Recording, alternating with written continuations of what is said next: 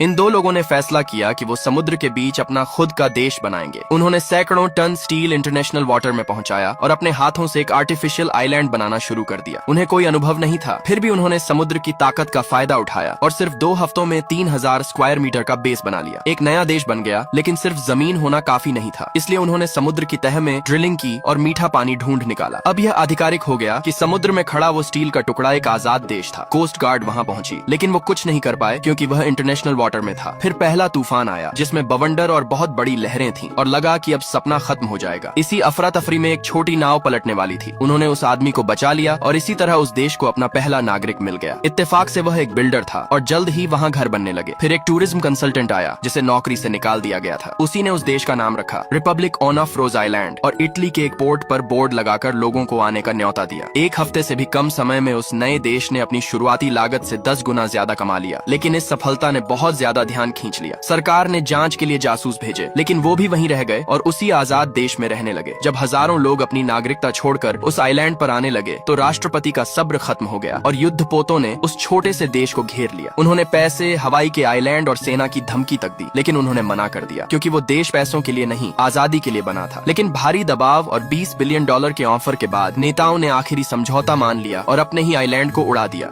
भाई सुनो, इतना मेहनत करके वीडियो बनाया, अब तुम बस देख के स्क्रॉल मत करना। लाइक कर दो, शेयर कर दो, फॉलो भी कर लो, वरना रात को नोटिफिकेशन नहीं, मैं आऊंगा सामने में।